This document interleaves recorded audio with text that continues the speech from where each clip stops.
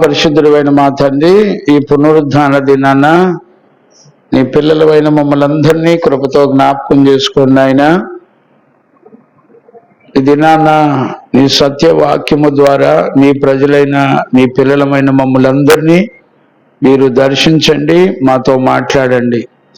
మాకు ఈ పరిచర్యలకు విరోధంగా పోరాడుతున్న శత్రువుని సిగ్గుపరిచి నాయన నీ నామ ఘనత కొరకు నీ సత్యవాక్యము ద్వారా నీ ప్రజలమైన మమ్మల్ని అందరినీ మీరు దర్శించి మీరు మాతో మాట్లాడుతూ మమ్మల్ని బలపరిచినందుకు కృతజ్ఞతాస్తుతులు చెల్లిస్తూ నీ చిత్తములో ఉన్న బిడ్డలందరినీ మమ్మల్ని అందరినీ మీరు నడిపిస్తున్న అపారమైన నీ ప్రేమను బట్టి కృతజ్ఞతాస్తుతులు చెల్లిస్తూ ఈ పరిచర్యలకు విరోధంగా పోరాడుతున్న శత్రువుని సిగ్గుపరిచి నీ పిల్లలమైన మమ్మల్ని అందరినీ నీ రాకడ కొరకు నీ వాక్కును ఆత్మను పంపి సిద్ధపరుస్తున్న నీ ప్రేమను బట్టి స్తోత్రాలు నాయన. నీ సత్యవాక్యము వెల్లడవుతున్నప్పుడు చీకటి గల ప్రతి ప్రాంతంలో వెలుగు కలుగునట్లుగా కృప దయచేయండి నాయన. శబ్దయంత్రము ద్వారా సంఘము వింటున్నప్పుడు వారికి గ్రహింపు కలగచేయండి. వాక్యములో ఉన్న నీ మనస్సును చూడగలుగునట్లుగా కృప దయచేయండి. మనుషుని జ్ఞానాన్ని లయపరచండి నాయన. నీ పిల్లలమైన మమ్మల్ని అందరినీ నీ స్వరాన్ని వినగలుగునట్లుగా కృప దయచేయండి.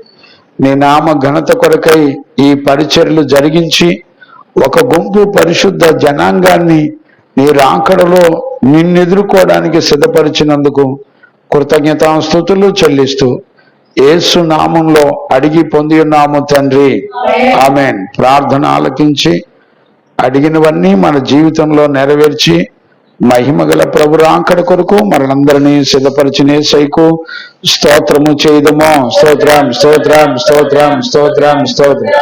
తండ్రి కుమార పరిశుద్ధాత్మ దేవునికి స్తోత్రము చేయదము. స్తోత్రం స్తోత్రం స్తోత్రం స్తోత్రం స్తోత్రం స్తోత్రం. ఆమెన్.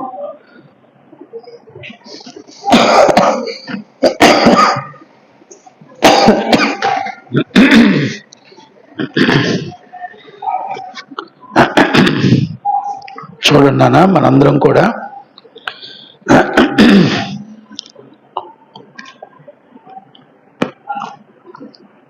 మొదటి యోహాను పత్రిక 2వ అధ్యాయం 17 నుంచి 15 నుంచి 17వ వచనం వరకు మనందరం కూడా ధ్యానం చేసుకుంటున్నాము. ఆ వాక్యాన్ని మళ్ళొకసారి మనందరం కూడా చదువుకుందాం. ఈ లోకమునైనను చూడండి, ఈ 3 వచనాల్లో మొత్తం 4 అంశాలు ఉన్నాయి. ఇది చదువుతున్నప్పుడు మనందరికీ చక్కగా తెలిసిన వాక్యం లాగానే ఉంటది, కానీ ఇది చాలా విలువైన ఉపదేశం.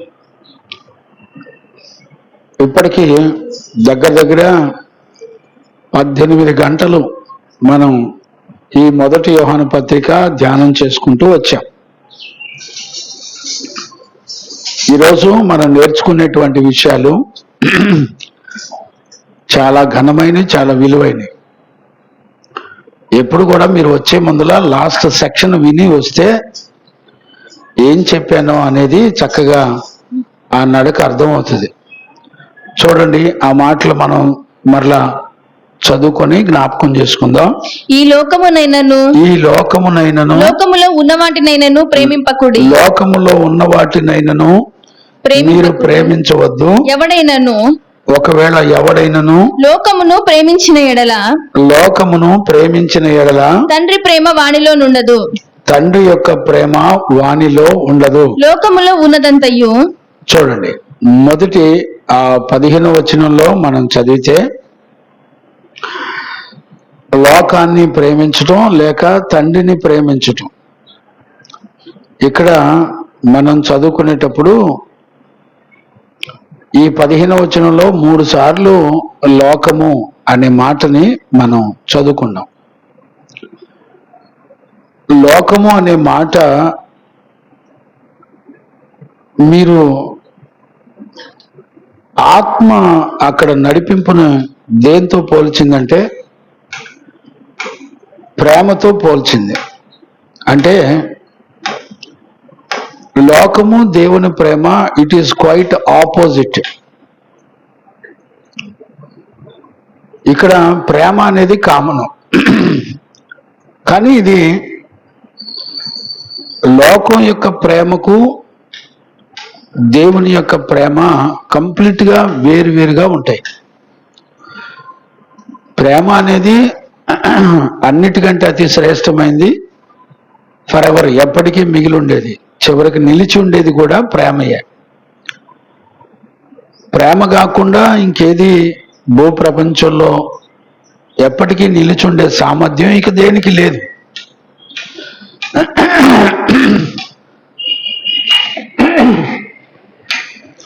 నిలిచి ఉండడం అనేది లేదు. అంటే దీని అర్థం ఏంటంటే మనిషి జీవితంలో దేవుని ప్రేమ యొక్క ప్రాముఖ్యత లేకుండా ఈ లోకం ఎప్పుడూ కూడా ఎదురు నిలబడతా ఉంటుంది. ఇవి మనం అనుకున్నంత చాలా స్వల్పమైనది అనుకుంటే పొరపాటే. ఒక ప్రేమ అంటేనే దేవుడు అని అర్థం. చూడండి, దేవుణ్ణి తీసుకెళ్ళి లోకంతో పొత్తు కలపడం అనేది అతి ప్రమాదపూరితమైంది. లోకం వేరు, దేవుడు వేరు. మనం సరిగా ఆలోచించి నిర్ణయం తీసుకోకపోతే లోకానికి సంబంధించిన ఏ పరిస్థితులు నీ మీద నా మీద పెత్తనం చేస్తే దేవుని ప్రేమ మాత్రం మనలో నిలిచి ఉండదు అనేటువంటి సత్యాన్ని మనం చూస్తూ వస్తున్నాం. లాస్ట్ సండే ఈ విషయాలన్నీ కూడా మనం దేవుని ప్రేమ లేకపోతే ఎంత ప్రమాదం అనేది మనం లాస్ట్ సండే అంతా కూడా ధ్యానం చేస్తూ వచ్చాం. ఈరోజు ఇంకా చాలా ప్రాముఖ్యమైన విషయాలు మనం నేర్చుకోబోతున్నాం. కంటిన్యూ చేయనా? మరలా 15, 16, 17 చదువునైనను ఈ లోకమునైనను లోకములో ఉన్న వాటినైనను ప్రేమింపకుడి. లోకములో ఉన్న వాటినైనను మీరు ప్రేమించవద్దు. ఎవడైనను లోకమును ప్రేమించిన ఎడల ఎవడైనను లోకాన్ని ప్రేమించిన ఎడల తండ్రి ప్రేమ వానిలో నుండదు. తండ్రి ప్రేమ వానిలో ఉండదు. లోకములో ఉన్నదంతయు అనగా శరీరాశయు నేత్రాశయు జీవపు డంబమును తండ్రి వలన పుట్టినవి కావు. అవి లోక సంబంధమైనవే.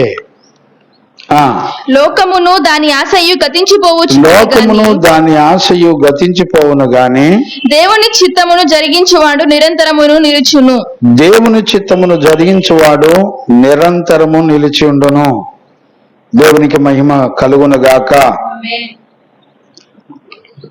మనం ఇందులో 4 ప్రాముఖ్యమైనటువంటి విషయాల్ని మనం గత లాస్ట్ సెక్షన్ లో చూసాం. ఏంటివి అనంటే, మొట్టమొదటిది, లోకాన్ని ప్రేమిస్తే ఆ వ్యక్తిలో దేవుని ప్రేమ అనేది ఉండదు అనేటువంటి విషయాన్ని మనం చూసాం. రెండవదిగా మనం చూస్తే లోకంలో ఉన్నదంతా కూడా తండ్రి వలన వచ్చింది కాదు. లోకంలో ఉన్నవన్నీ కూడా తండ్రి వలన వచ్చినాయి కావు. ఈ మాట చాలా విలువైంది. లోకంలో ఉన్నదంతా ఏంటి అంటే దేవుడు పోల్చిన పోలిక మనం చూస్తే శరీరాశ, నేత్రాశ, జీవపు డంబము ఈ లోకంలో ఉందన్నాడు. మూడవదిగా మనం చూస్తే లోకముకు దానికి ఒక ఆశ ఉంటుంది, అది గతించిపోద్దని చెప్తున్నాడు. నాలుగవదిగా దేవుని చిత్తము చేసేవాడే నిరంతరం నిలిచి ఉంటాడు అని చెప్తున్నాడు. 4 విషయాలు ఇక్కడ ఉన్నాయి. ఇందులో ప్రాముఖ్యంగా మనకు కనపడేది, అన్ని విషయాల్లో గమనిస్తే లోకము లోకము లోకము అనే విషయాలు మనం చూడొచ్చు.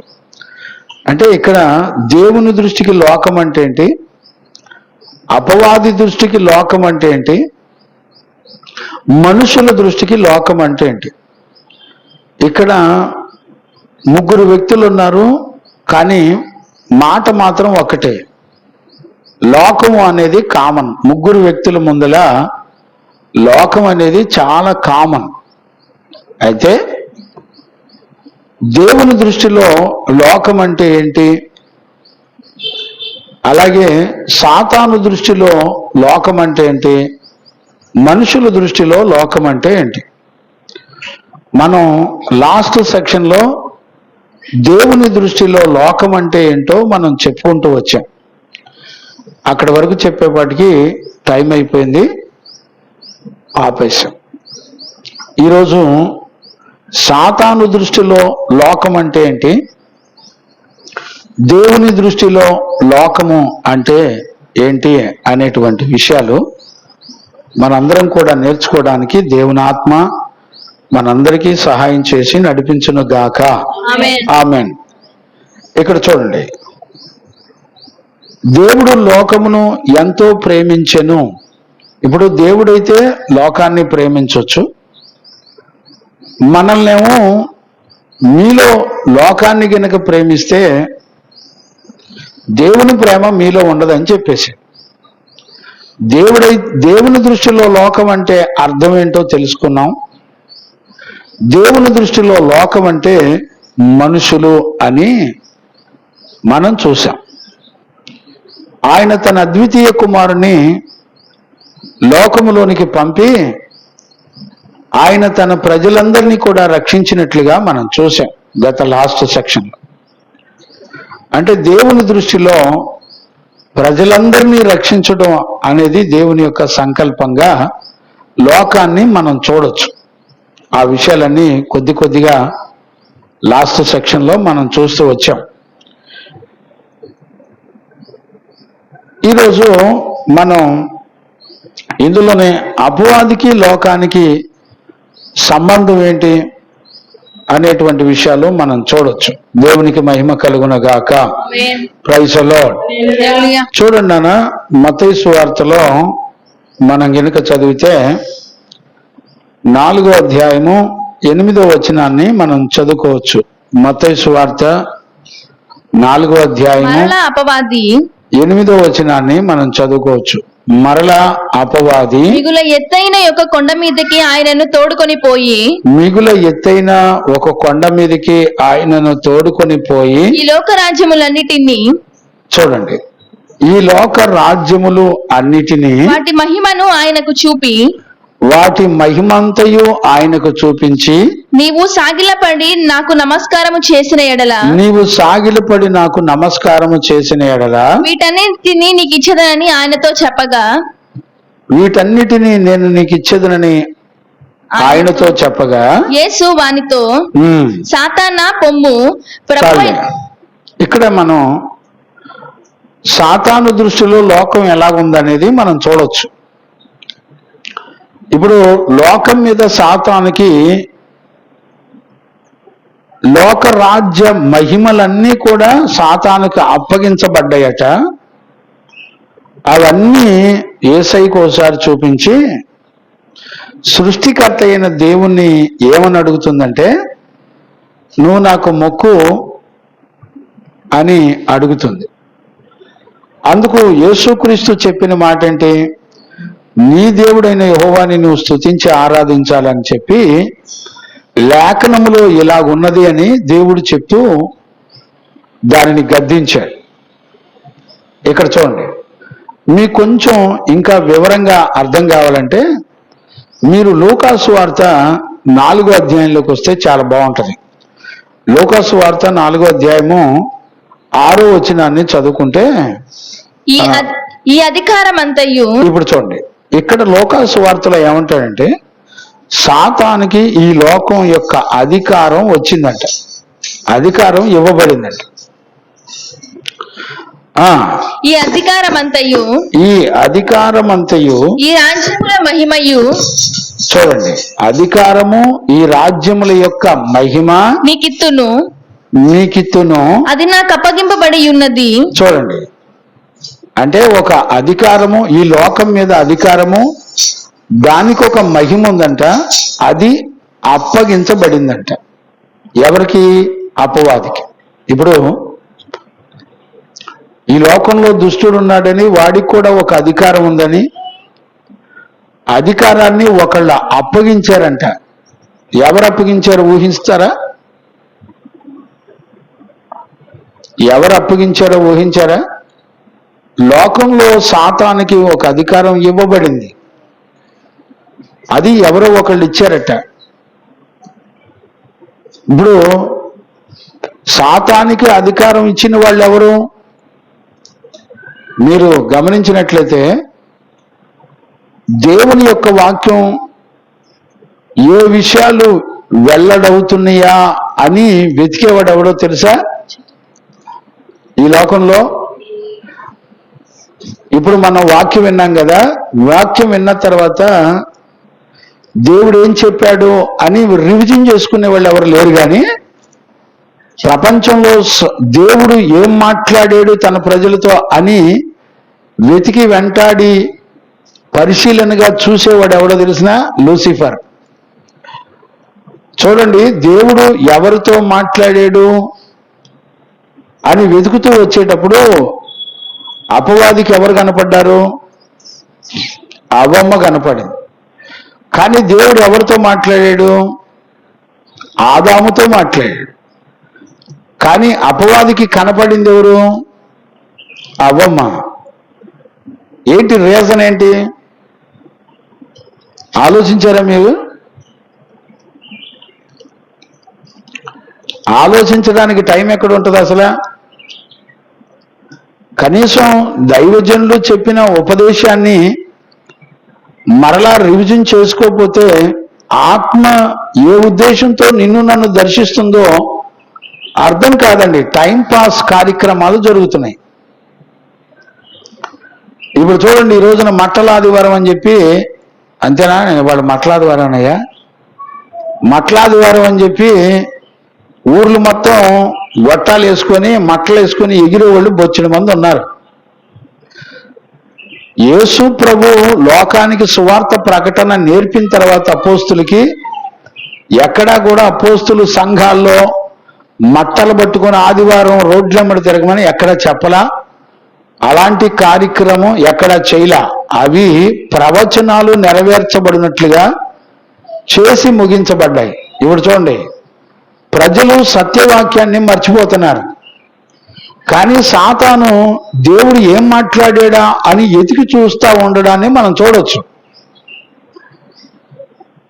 సాతాను ఏం మాట్లాడుతున్నాడు అని వెతికి చూసిన తర్వాత దేవుడు ఏం మాట్లాడాడో కనుగొని వెంటనే దానికి ఆపోజిట్ లో మాట్లాడుతూ ఉంటది. వాక్యం అలా చెప్పిందా? వెంటనే అపవాదం ఏమంటదంటే 7:30 కల్లా వెళ్ళాలా. మధురలో మనం నేర్పిన అలవాటు ఏంటో తెలిసిన, ½ an hour బిఫోర్ రావాలి. కనీసం 5 నిమిషాల ముందలన్నా రావాలి.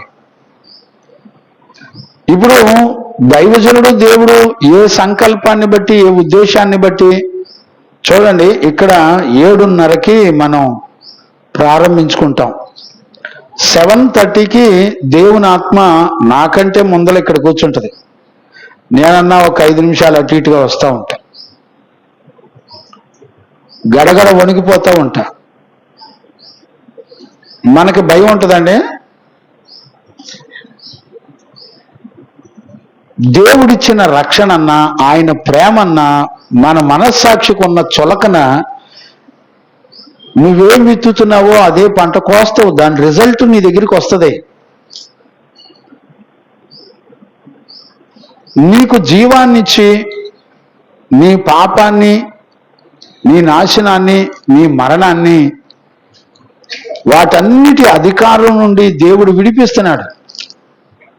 ఇప్పుడు సాతానికి ఒక అధికారం ఇవ్వబడింది. ఎక్కడి నుంచి ఇవ్వబడింది? ఎప్పుడన్నా ఆలోచించావా? నీకంత టైం ఎక్కడదే? నీ ఉద్యోగాలేంటో, నీ కడుపు జానడ పొట్ట, నీ తిండి, నీ నిద్ర, నీ సుఖభోగం తప్ప నీ బ్రతుకులో ఏమీ లేదు. మీకు విషయం చెప్పనా, తల్లిదండ్రులారా జాగ్రత్తగా ఉండండి. మీకు విత్తబడిందే నీ పిల్లల్లో కనులారా మీరు చూస్తారు. ఏ నిర్లక్ష్యాన్ని మీ జీవితంలో చూపిస్తున్నారో అదే నిర్లక్ష్యపు ఆత్మ నీ పిల్లల మీద ఏలుబడి చేస్తుంది. నీ దరిద్రం నీతో పోదు. నీ దరిద్రం నీ పిల్లల నెత్తి చుట్టూ చుట్టుకొని తాండవం ఆడుతూ ఉంటది. ఇప్పుడు నీ మనసు లేఖనం ఏం చెప్తుందో, లేఖనం ఏ ఉద్దేశంతో దేవుడు నన్ను దర్శించి మాట్లాడతాడో నీకే ఆలోచన ఉండదు. దానికి రీజన్ ఏంటి? నువ్వు ప్రేమించేది లోకాన్ని, దేవుణ్ణి కాదు. లోకాన్ని ప్రేమించే వాడిలో దేవుని చిత్తం జరగదు. మీరెప్పుడు అంత తేలిగ్గా ఊహించుకోమాకండి. ఈ రోజున మానవునికి నువ్వు ఎలాగున్నా దేవుడు ప్రేమిస్తాడు అనుకుంటున్నారు. కానీ దేవుడు ఏమంటే ప్రేమను అడుగుతుంది. మనం ప్రేమించడం రాకపోతే ఆయనే మొదట మనల్ని ప్రేమిస్తున్నాడు. మీరు చూడండి, చదవండి నాన్న. 1 యోహాను పత్రిక 4:17, 19 ఎక్కడ ఉంటుంది చూడండి నాన్న. ఎవడైనను నేను దేవుణ్ణి ప్రేమించుచున్నానని చెప్పి తన సహోదరుని ద్వేషించిన ఎడల అతడు అబద్ధికుడగు. 19 వచనం చదువునానా. ఆయనే పోనీ 18 నుంచి చదువు. ప్రేమలో భయం ఉండదు, అంతేకాదు పరిపూర్ణ ప్రేమ భయమును వెళ్ళగొట్టును. చూడండి, ప్రేమకు ముందల ఏమని రాయబడిందంటే పరిపూర్ణమైన ప్రేమ. పరిపూర్ణమైనది అనంటే పరిపూర్ణుడు యేసుక్రీస్తు ఒక్కడే. అంటే ప్రేమ ఈజ్ ఈక్వల్ టు దేవుడు, దేవుడు ఈజ్ ఈక్వల్ టు యేసుక్రీస్తు. పరిపూర్ణమైన ప్రేమ భయాన్ని వెళ్ళగొడుతుందట. ఇప్పుడు చూడండి, మనం కనుక రియల్గా ఆలోచించగలిగితే దేవుని ప్రేమ యొక్క పరిపూర్ణత నీకు అర్థం కాకపోతే నీ బ్రతుకులో భయంతో చచ్చిపోతావు అంతే. నీకు మిగిలేది ఉండదు. చదువు నాన్న. భయము దండనతో కూడినది.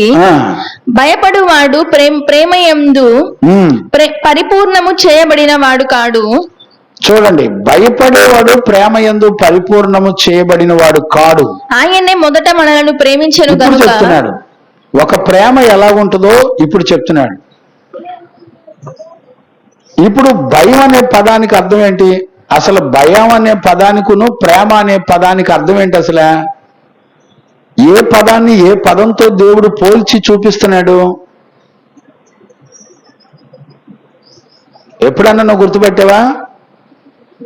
భయము అని అంటే అర్థం ఏంటో తెలిసిన, నీ ఆశలు, నీ కోరికలు, నీ ఇష్టాన్ని నెరవేర్చుకోవడానికి వీలు పడదు. అంటే ఆశలకు నువ్వు సరెండర్ అయిపోతున్నావు, భయపడుతున్నావు. అందుకని చూడండి, ప్రేమను గురించి మాట్లాడేటప్పుడు ఒక పరిపూర్ణమైనది అని చెప్తూ దానికి విరోధంగా పనిచేసేది ఏంటంటే భయం. నీ శరీరం చెప్పినట్టు నువ్వు చేయకపోతే నీకెక్కడ నష్టం కలుగుద్ది అని భయం. నీ శరీరం ఈ లోకంలో హోందాగా కనపడాలి, ఉన్నతంగా కనపడాలి, మనుషులందరికీ ఒక గ్రేట్గా కనపడాలి. నువ్వు ఎప్పుడైనా చూసారా? బాగా రిచ్ పీపుల్, ఆత్మీయులు ఎలా ఉంటుందో తెలిసిన, వాళ్ళెక్కడా కూడా అలంకరణతో చోటు ఇవ్వకుండా చాలా సింప్లిసిటీగా ఉంటారు. వాళ్ళ వెనక కొన్ని 100 కోట్లు ఉంటాయి. కానీ ప్రజల్లో చాలా సర్వసాధారణంగా కలిసిపోయి తిరుగుతూ ఉంటారు. అదే నువ్వు లోకంలో నీ బంధువుల దగ్గరికి, చుట్టాల దగ్గరికి వెళ్ళాలంటే నీ శరీరం వాంఛించింది.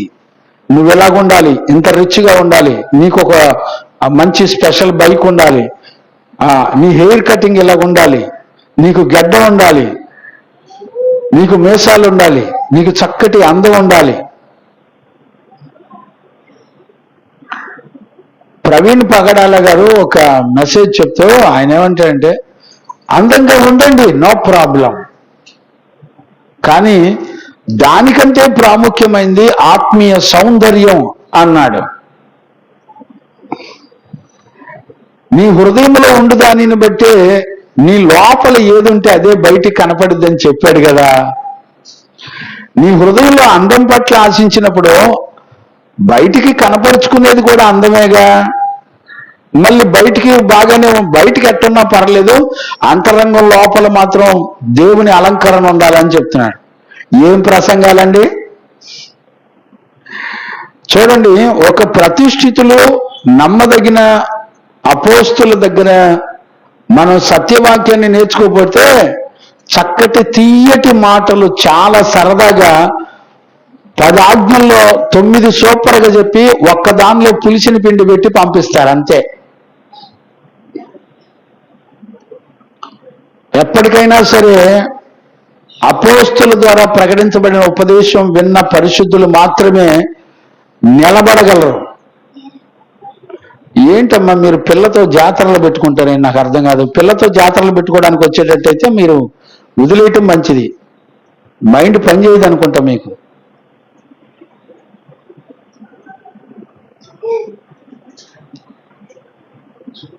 ఒక లేఖనం ఇప్పుడు ప్రకటించబడిన లేఖనం మరలా రేపు మనం వింటామో వినమో తెలీదు. ఎప్పటికే మీ విషయంలో నాకు ఎక్కడ సంతోషం లేదు, నేను ఎక్కడ సంతోషపడతలే సంఘ పిల్లల గురించి. దైవజనుడు 7 గంటలకు వస్తే మనకు నచ్చిన టైంలో వస్తాం. మనం ఏ రోజైనా ప్రారంభించడానికి ముందల బిడ్డలందరూ కనపడతారేమో అనుకుంటా.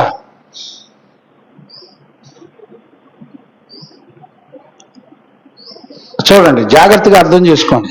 ఇప్పుడు సాతానుకు ఒక అధికారం ఎక్కడి నుంచి ఇవ్వబడింది అనేది చాలా ప్రాముఖ్యమైనది. అది ఎంత గన్ షాట్ గా చెప్తుందంటే, నాకు ఒక అధికారం ఉంది, నాకు ఈ లోకంలో ఒక మహిమ ఉంది. చూడండి, అధికారము మహిమ రెండు దానికి ఇవ్వబడ్డాయి అంట. ఎవరిచ్చారు? ఎక్కడి నుంచి వచ్చింది? ఆలోచించరా? దేవుడు అంటాడు, ఈ లోకంలో ఉన్న వాటి నా వల్ల వచ్చినవి కాదు. ప్రపంచాలను సృష్టించిన దేవుడు అంటాడు, ఈ శరీరాశ నేత్రాశ జీవడం అనేది నా వల్ల వచ్చినవి కాదు. ఈరోజు సాతానుకి, లోకం విషయంలో సాతానుకి ఒక ఆలోచన ఉంది. అదేమంటుందంటే, ఈ లోకంలో నాకు ఒక అధికారం ఉంది, ఈ లోకానికి ఇవ్వబడిన ఒక మహిమ కూడా నా దగ్గర ఉంది, ఇవి నేను ఎవరికి ఇవ్వాలనుకుంటే వానికి ఇస్తానని చెప్తున్నాడు. లూకాసు వార్తలు అదే చదువునానా 4:6 మళ్ళీ ఒకసారి చదువు, వింటారు పిల్లలు. ఈ అధికారమంతయు రాజ్యముల మహిమయు నీకిత్తును, ఈ రాజ్యముల మహిమయు నీకిస్తాను నేను. అది నాకు అప్పగింపబడి ఉన్నది, అది నాకు అప్పగించబడి ఉంది. అదెవనికి నేను ఇయ్యగోరుదునో నాకిత్తును. చూసారా, దాని అధికారం ఎలా ఉందంటే, నేను ఎవరికి ఇవ్వాలనుకుంటే వాడికి ఇస్తాను అంటుంది. దాని అధికారంలో ఏముందంటే శరీరాశ, నేత్రాశ, జీవపడంబం ఉంది.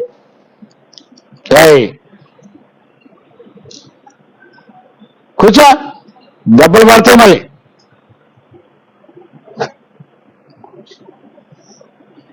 చూడండి,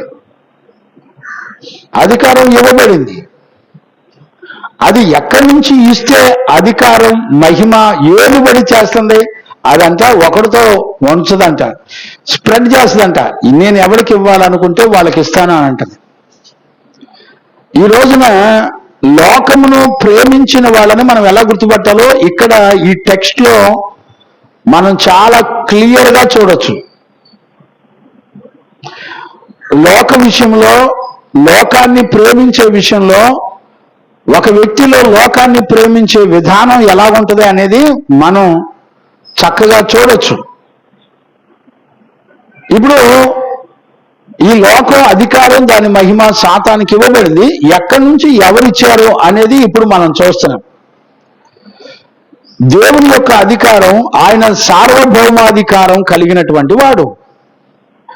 కానీ అపవాదికి ఏ అధికారం ఇవ్వబడింది, ఎవరిచ్చారు అని అంటే, ఈ రోజున మనం చూస్తే చదవండి నాన్న, కొలస్సీ పత్రికలో 2వ అధ్యాయం 14వ వచనం నుండి మనం చదువుకుందాం. కొలస్సీ పత్రిక 2వ అధ్యాయం 14వ వచనం నుండి మనం చదువుకుందాం. మరియు ఆ, అపరాధముల వలనను అపరాధముల వలనను శరీరమందు సున్నతి పొందక యుండుట వలనను ఆ.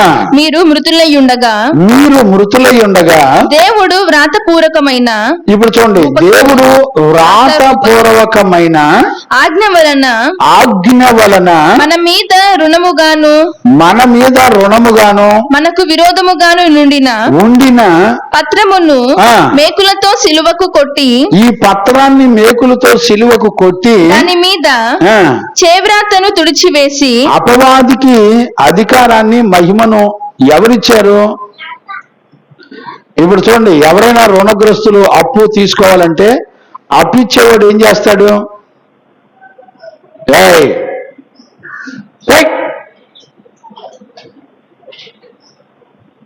అప్పిచ్చేవాడు ఏం చేస్తాడు? అప్పిచ్చేవాడు అప్పు తీసుకునేవాడి చేత ఏం చేస్తాడంటే ఒక పత్రాన్ని రాయించుకుంటాడు. ఇప్పుడు అపవాది దగ్గర ఒక పత్రం ఉందంట, దానిని దేవుడు సిలువకు కొట్టి, దాన్ని మేకులతో కొట్టి, దాని చేవ్రాతలన్నీ తుడిచేశాడు సిలువ మరణం ద్వారా. ఇప్పుడు ఈ పత్రాన్ని ఎవరిచ్చారు? ఎవరికి ఇచ్చారు? చూడండి, ఒక మనిషి యొక్క ఆజ్ఞ అతిక్రమం అపవాదికి అధికారాన్ని, దేవుని యొక్క మహిమను ఇవ్వడం జరిగింది. మీరు గుర్తుపట్టండి, ఏదైనా తోటలో ఆదాము అవ్వతో దేవుడు మాట్లాడేటప్పుడు మీరు దిగంబరులని మీకు ఎవరు చెప్పారు?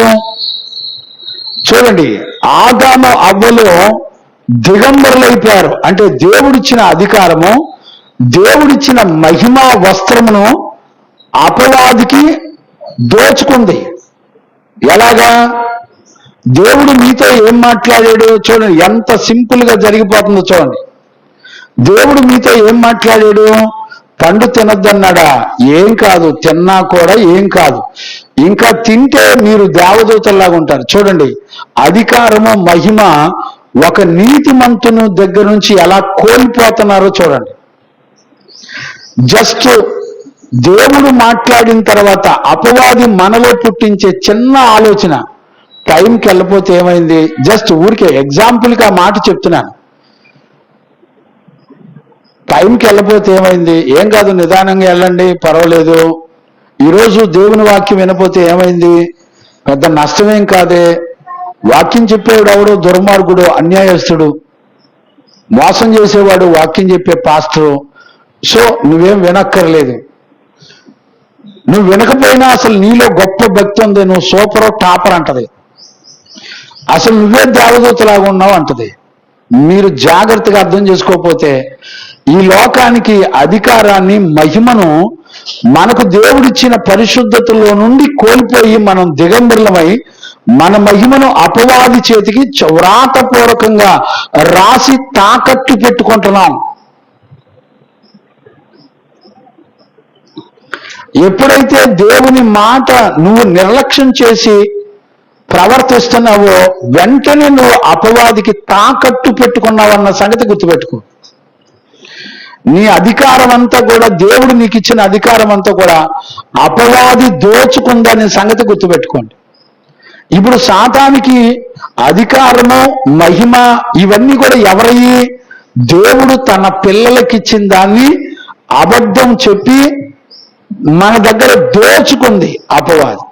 ఈరోజు నేనేమంటానంటే, నువ్వు లోకాన్ని ప్రేమిస్తున్నావా లేదనేది నీకు ఎలా తెలుస్తుంది? లోకానికి ఒక ఆశ ఉంటుంది. ఇప్పుడు ఒక తాగుబోతుడు ఉన్నాడు, వ్యభిచారి ఉన్నాడు, అబద్ధీకుడు ఉన్నాడు, మోసగాడు ఉన్నాడు. వీళ్ళందరూ ఎవరు అంటే లోకాన్ని ప్రేమించేవాళ్ళు. వాళ్ళకి దేవుని ఆజ్ఞతో పని లేదు. వాళ్ళు ఏం చేస్తారంటే సాతానికి బాండింగ్ రాతపూర్వకంగా రాసి చేస్తారు. నేను బ్రతికినంత కాలం తాగుతాను, అప్పుడప్పుడు తాగుతాను, రోజు కాదు, కానీ నాకు కుదిరినప్పుడు, బుద్ధి పుట్టినప్పుడు తాగుతాను. నేను అవసరమైనప్పుడు అబద్ధం ఆడతాను, నేను అవసరమైనప్పుడు దైవజనుల మాట కన్నా నా నా నీతిని నేను ఫాలో అవుతాను. ఇదంతా ఏంటో తెలిసిన సాతాను యొక్క అధికారము మహిమ నీకిచ్చింది అని అర్థం.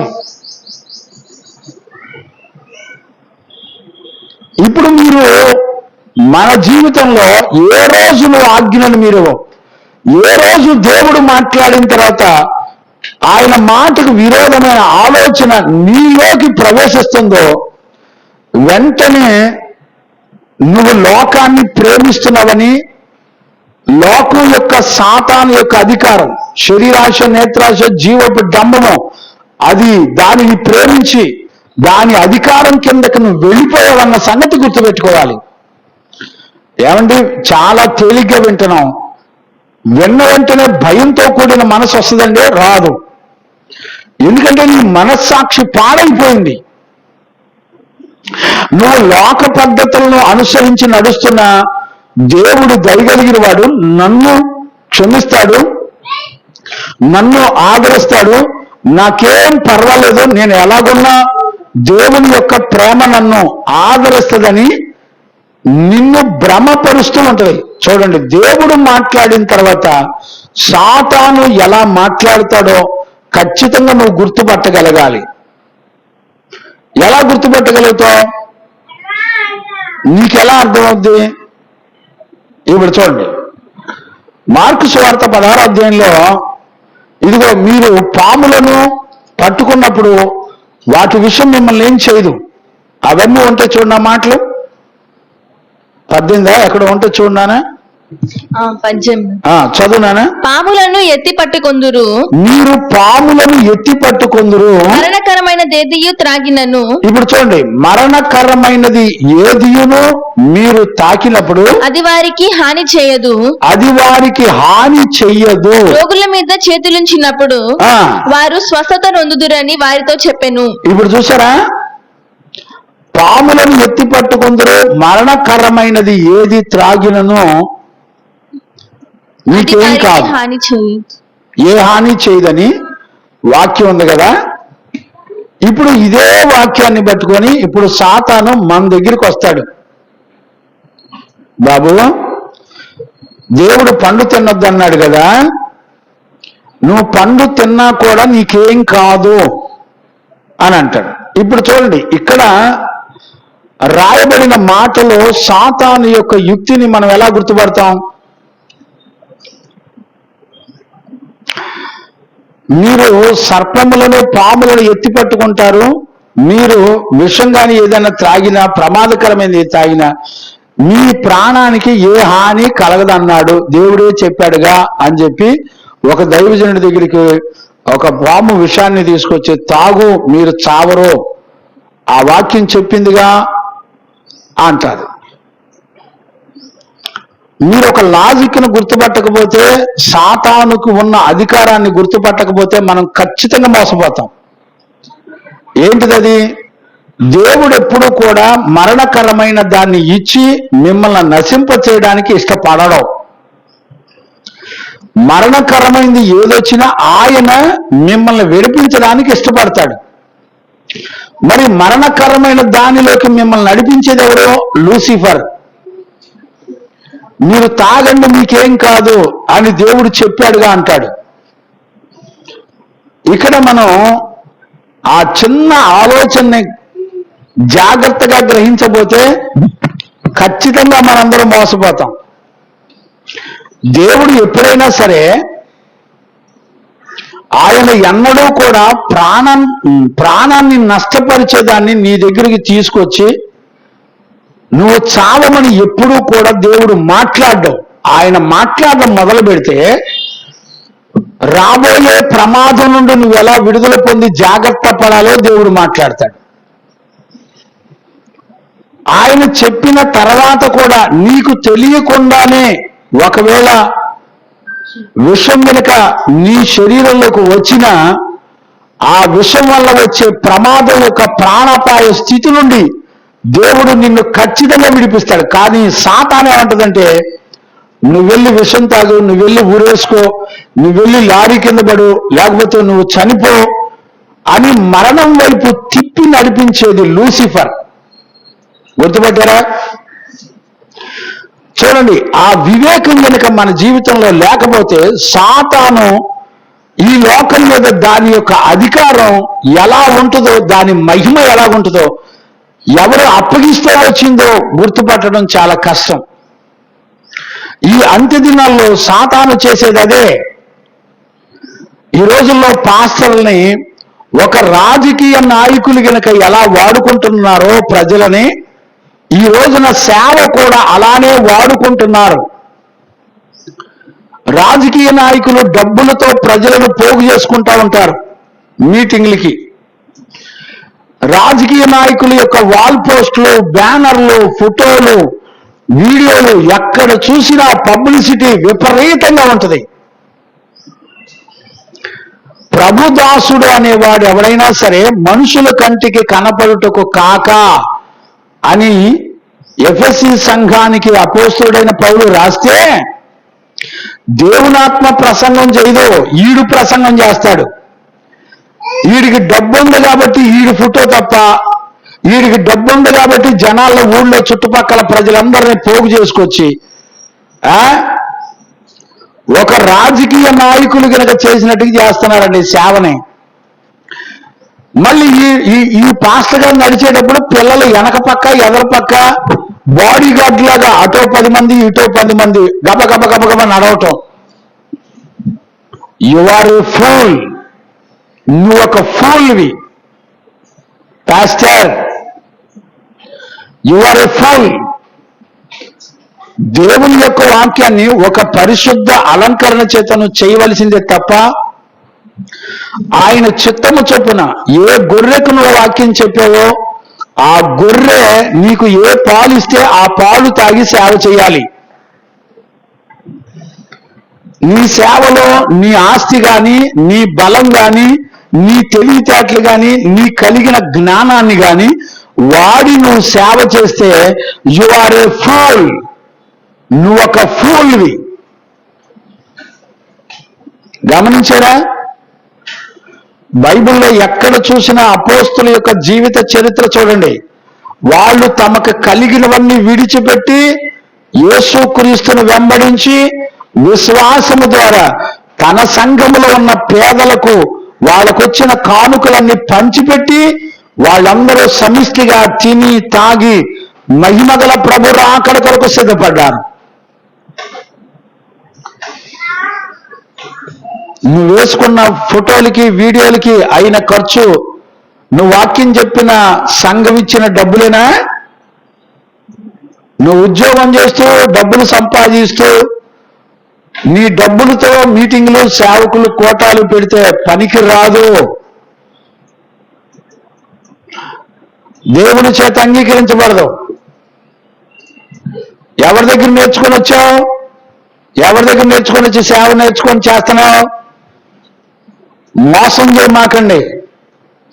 మళ్ళీ నువ్వొకడు ఇంకొకడిని అభిషేకించేవాడివి. ఎక్కడ నేర్చుకొని వచ్చారా నాయనలారా?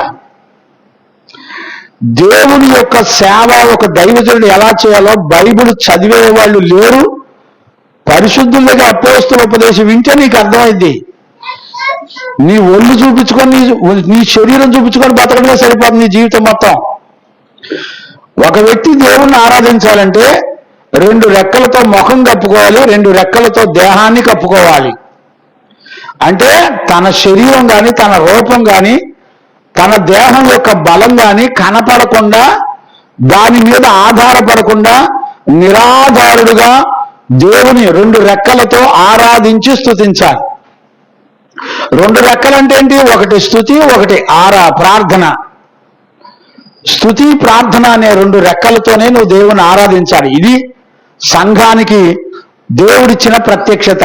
యెషయా పుస్తకం 6వ అధ్యాయం మొదటి 2-3 వచనాల్లో ఉంటది. తర్వాత చదువుకోండి. ఈ రోజుల్లో సాతాను యొక్క మహిమ, సాతాను యొక్క అధికారం ఎవరిస్తే వచ్చిందో తెలిసిన? దేవుడు తన పిల్లలకిచ్చిన మహిమను, అధికారాన్ని సాతానికి తాకట్టు పెట్టారు, అప్పగించేశారు, బాండింగ్ రాశారు.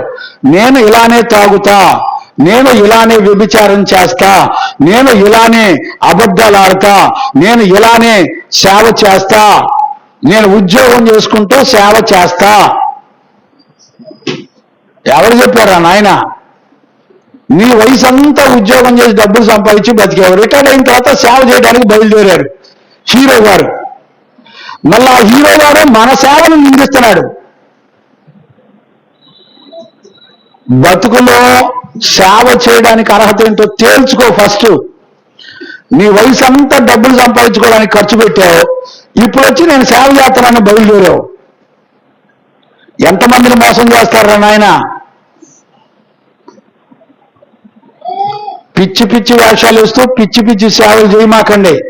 నీకు రోషం ఉంటే నీకు కలిగినవన్నీ పంచిపెట్టురా. నీ కలిగిన ఆస్తి మొత్తం ఇతర సంఘాలకి, ఇతర సేవకులకి ఇచ్చేసి ఒంటరిగా నుంచోను విశ్వాసం మీద ఆధారపడి సేవ చేయి.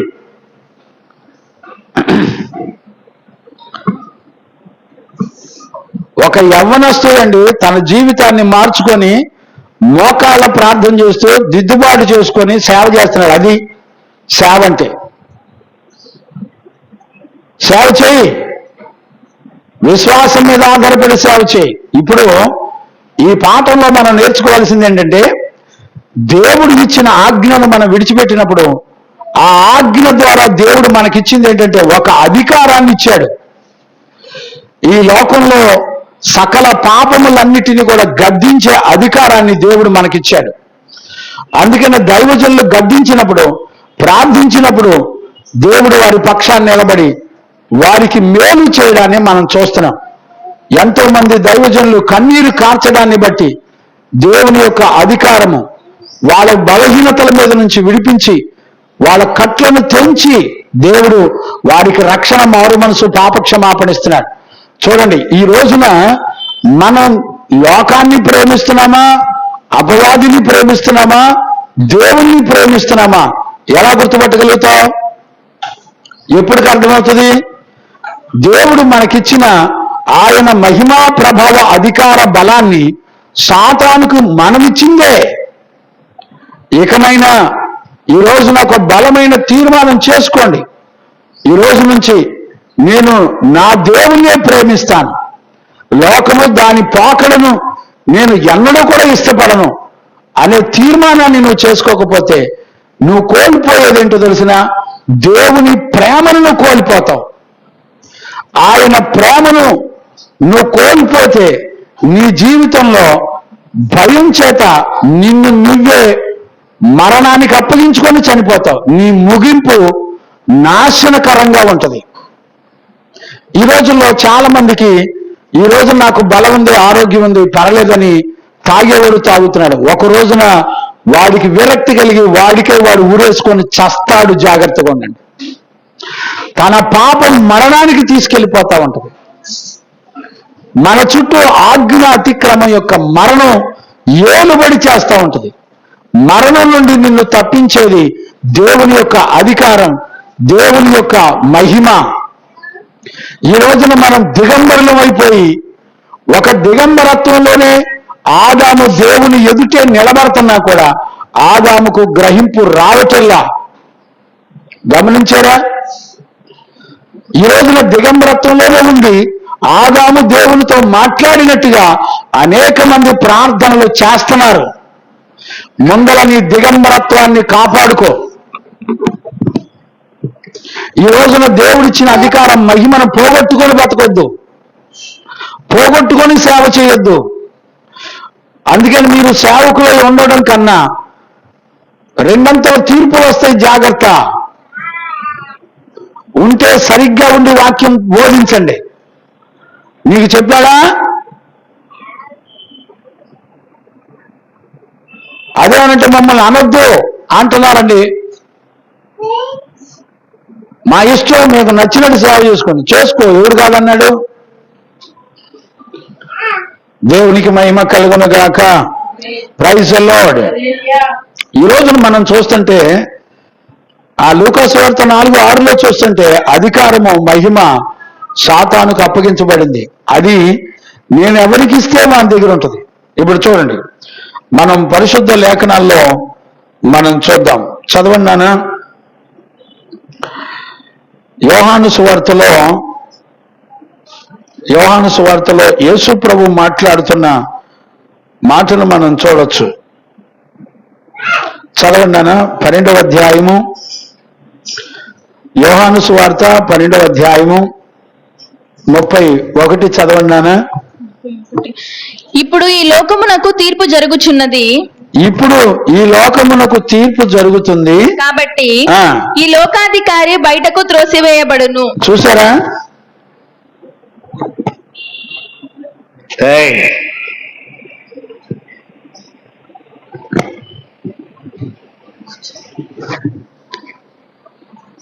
చదవనండి.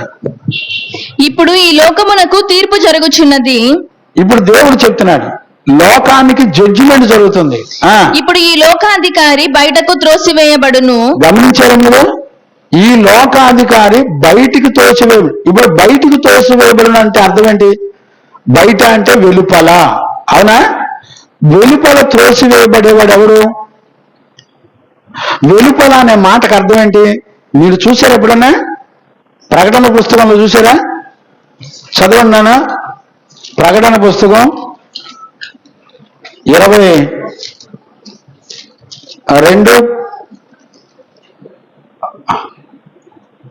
కుక్కలను మాంత్రికులను 14, 15 చదువునానా? 15. ప్రకటన పుస్తకం 22:15.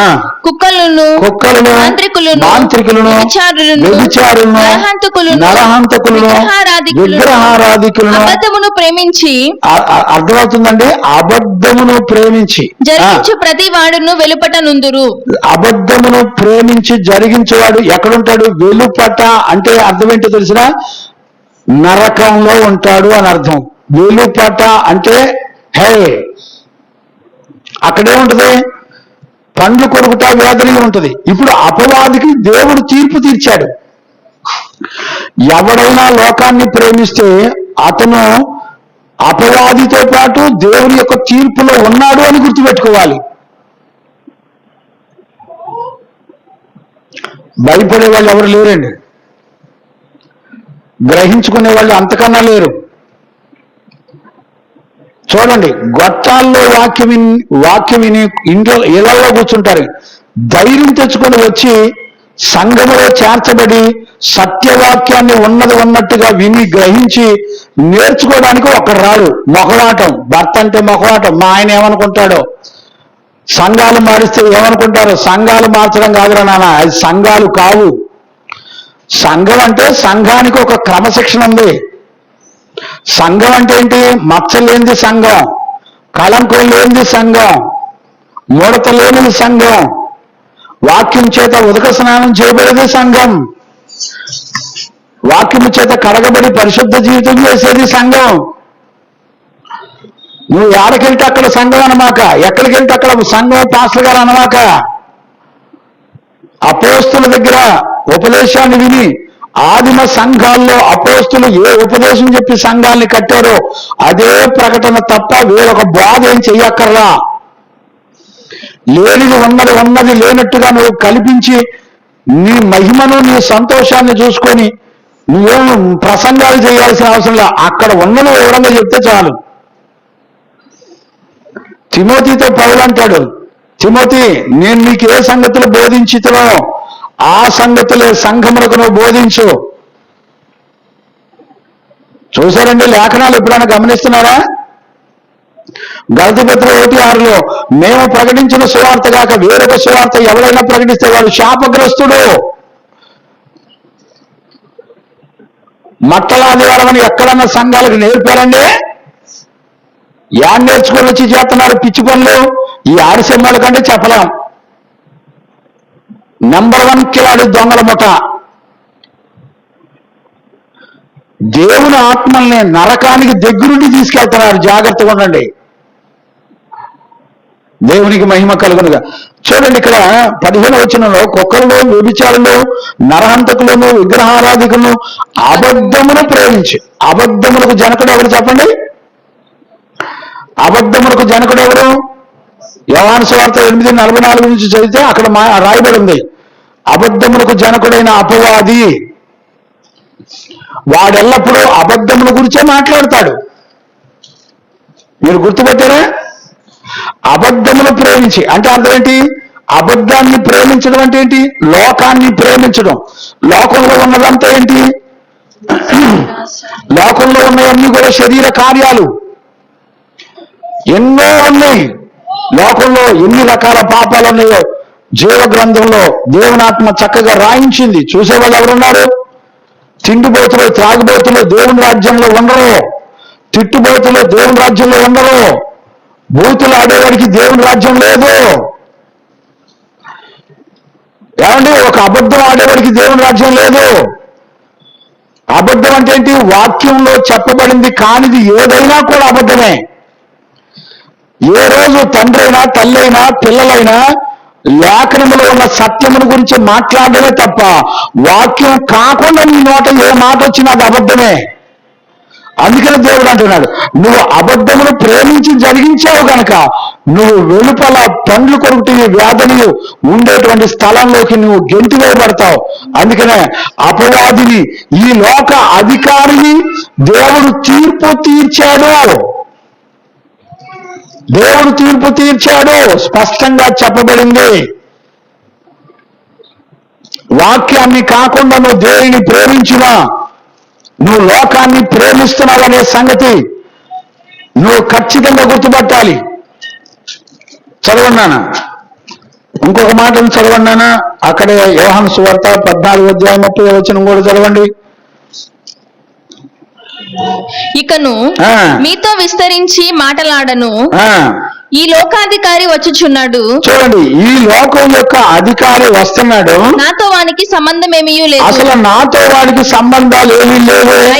అయినను తండ్రిని ప్రేమించుచున్నానని లోకము తెలుసుకొనున్నట్లు తండ్రి నాకు ఆజ్ఞాపించినది నెరవేర్చుటకు నేను ఇలాగూ చేయుచున్నాను. దేవునికి మహిమ కలుగునుగాక. మీరు గుర్తుపట్టారండి? ఈ రోజుల్లో గుర్తుపట్టడం చాలా కష్టం అండి.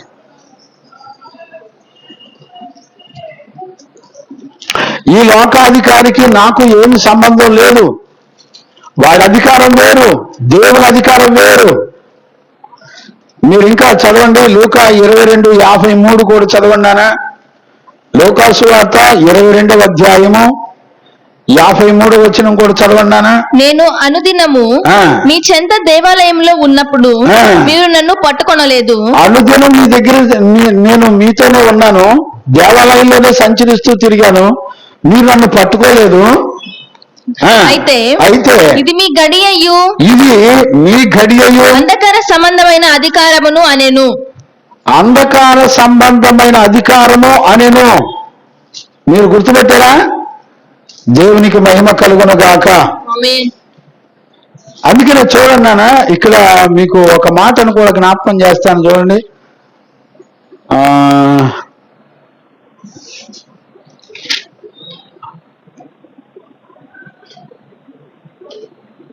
చూడండి నాన్న,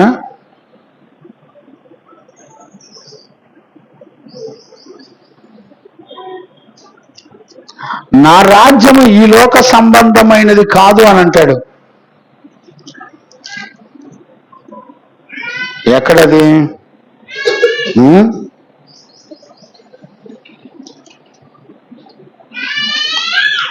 నా రాజ్యము ఎక్కడో నేను మర్చిపోయానా?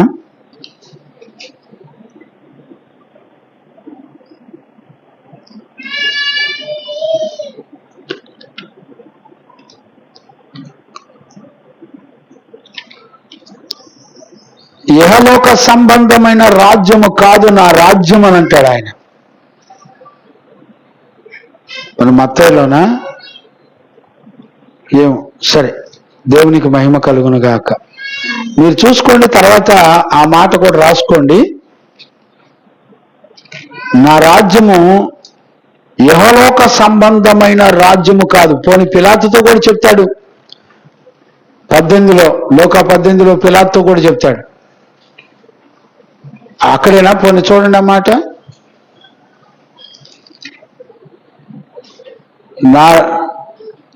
చూసారా, దొరికిందా నాన్న?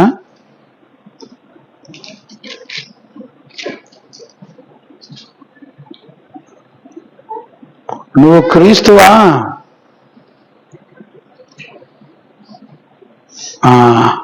ఎక్కడది? 22లోనా? నీవు క్రీస్తు అయితే మాతో చెప్పుమని ఆయనతో ఆడిను. 67 అదియు కాక నేను మిమ్మల్ని అడిగిన ఎడల మీరు నాకు ఇది మొదలుకొని మనిషి కుమారుడు మహత్యం గలవాడు తండ్రి కుడి పార్శ్వం ఆసీనుడై ఉన్నాడు. కాదు నాన్న,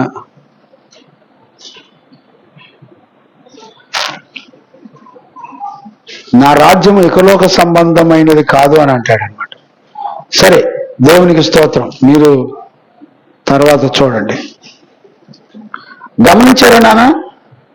అందుకనే ప్రకటన పుస్తకంలో కూడా మనం చూస్తే అపవాది గురించి రాయబడిన మాట ఏంటంటే, మీరు చదవండి 12వ అధ్యాయం 9వ వచనంలో కనుక మనం చదివితే, లోకమును మోసపుచ్చు చదువునానా? ప్రకటన పుస్తకం 12వ అధ్యాయం 9వ వచనం. కాగా సర్వలోకమును మోసపుచ్చుచు. ఇప్పుడు చూడండి, సర్వలోకమంతటిని మోసపుచ్చుచు అపవాది అయినను సాతానైనను పేరుగల ఆది సర్పమైన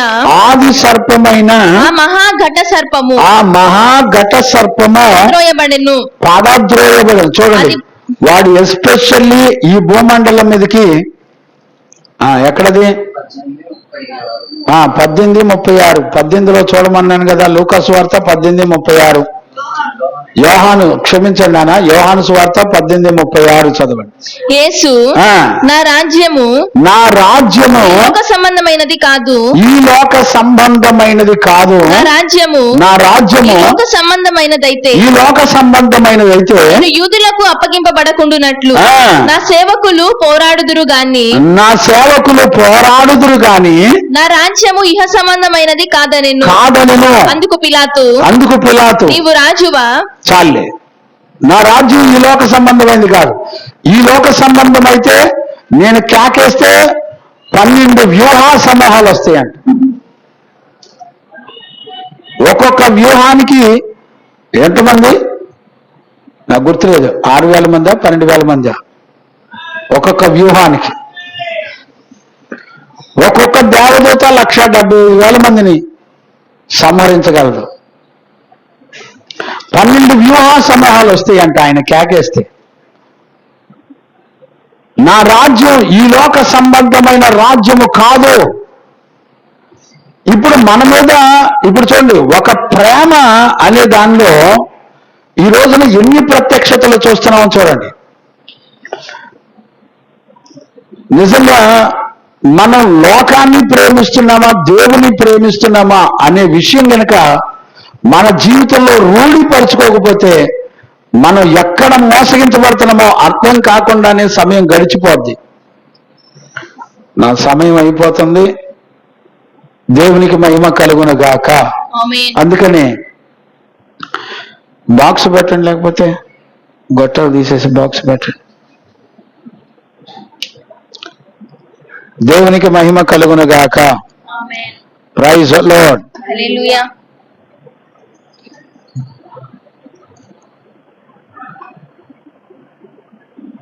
praise the Lord.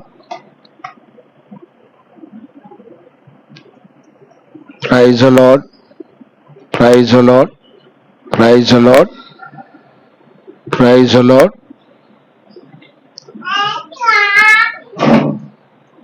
Praise the Lord. చూడనా? Praise the Lord. పవర్ వచ్చిందా? Praise the Lord. Praise the Lord. Praise the Lord. Power వచ్చిందా నాన్న? ఏంటో ఈ బాధలు అన్నీ ఉన్నా కూడా బాధలు ఎక్కువ. సరే, రైట్. దేవునికి మహిమ కలుగును గాక. Praise the lord. ఈరోజు మనం గమనించవలసినటువంటి అతి ప్రాముఖ్యమైనటువంటి విషయం, ఈరోజు మనం గుర్తుపట్టకపోతే, ప్రేమలో జరిగేటువంటి మోసాన్ని మనం గుర్తుపట్టకపోతే, లోకాన్ని ప్రేమించినప్పుడు దేవుడు మనకు అనుగ్రహించిన అధికారము మహిమా గుణాలన్నీ కూడా మనం అపవాదికి వ్రాతపూర్వకంగా ఇచ్చి స్టాంప్ వేసి సంతకం పెట్టినట్టే ఈ రోజున మనం ఇచ్చిన అధికారాన్ని సాతానంటది నేను ఎవరికి ఇవ్వాలనుకుంటే నేను వాడికి ఇస్తానంటుంది. అసలు ఈ అధికారం ఎక్కడిది, బలం ఎక్కడిది సాతానికి? మన అతిక్రమమే సాతానికి బలం, మన పాపమే సాతానికి బలం, మన అవిధేయతే సాతానికి బలం.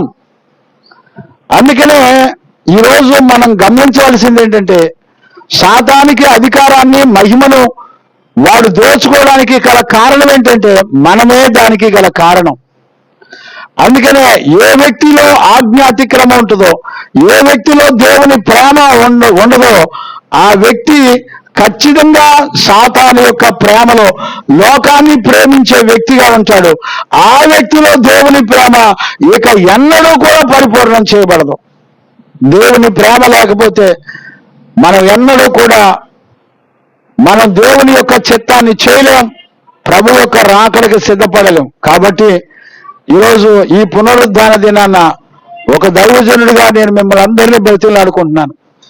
మనకివ్వబడిన ఆ ఉపదేశంలో ఉన్నటువంటి సత్యాన్ని మనం గమనించి ప్రభు యొక్క రాకడ కొరకు సిద్ధపడడానికి పరిశుద్ధాత్మ దేవుడు మనందరికీ సహాయం చేసి నడిపించునుగాక. ఆమేన్. Praise the Lord. ప్రార్థన చేసుకుందాం. మహాపరిశుద్ధుడైన మా తండ్రి, ఈ పునరుద్ధాన దినాన నీ బిడ్డలమైన మమ్మల్ని అందరినీ దర్శించి మాతో మాట్లాడుతూ వచ్చిన అపారమైన నీ ప్రేమను బట్టి కృతజ్ఞతాస్తుతులు చెల్లిస్తున్నాను నాయన. నీ నామ ఘనత కొరకై ప్రభువా మీరు మమ్మల్ని దర్శించి మాతో మాట్లాడుతున్నారు.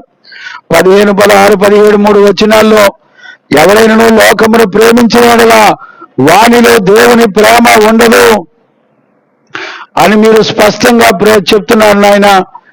లోకములో ఉన్నదంతయు శరీరాశ, నేత్రాశ, జీవపు డంబము, లోకము యొక్క నటన గతించిపోతుంది. ఇదిగో ఎవరైనా దేవుని ప్రేమించిన యెడల వాడు నిత్యము నిలిచి ఉండును అని ప్రభా నీ లేఖనం సెలవిస్తా ఉంది.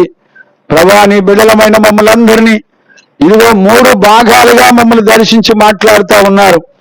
లోకమును గురించి దేవుని దృష్టిలో ఏంటో ప్రభా మీరు మాట్లాడుతూ వచ్చారు. అలాగే సాతాను యొక్క దృష్టిలో నాయనా లోకం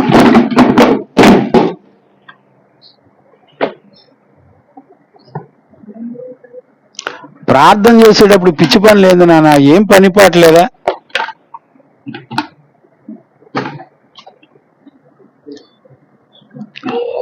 కన్న తండ్రి నీకు స్తోత్రాలు చెల్లిస్తున్నాను నాయన. నీ దయ చొప్పున సాతాను దృష్టిలో లోకమేంటో, దానికి ఇవ్వబడిన అధికారం ఏంటో నాతో స్పష్టంగా మీరు మాట్లాడి మమ్మల్ని అందరినీ మీరు దర్శించినందుకు కృతజ్ఞతాస్తుతులు చెల్లిస్తూ యేసు నామమున అడిగి పొంది ఉన్నాము తండ్రి. ఆమేన్. ప్రార్థన ఆలకించి అడిగినవన్నీ పొందుకునే భాగ్యం ఇచ్చి నడిపించిన యేసయ్యకు స్తోత్రము చేయదమా. స్తోత్రం. తండ్రి, కుమార, పరిశుద్ధాత్మ దేవునికి స్తోత్రము చేయదము. స్తోత్రం. ఆమేన్. మనందరం లేచి నిలబడి ఒక పాట పాడుతుండగా మనలను మనం ప్రభుకు సమర్పించుకుందాం.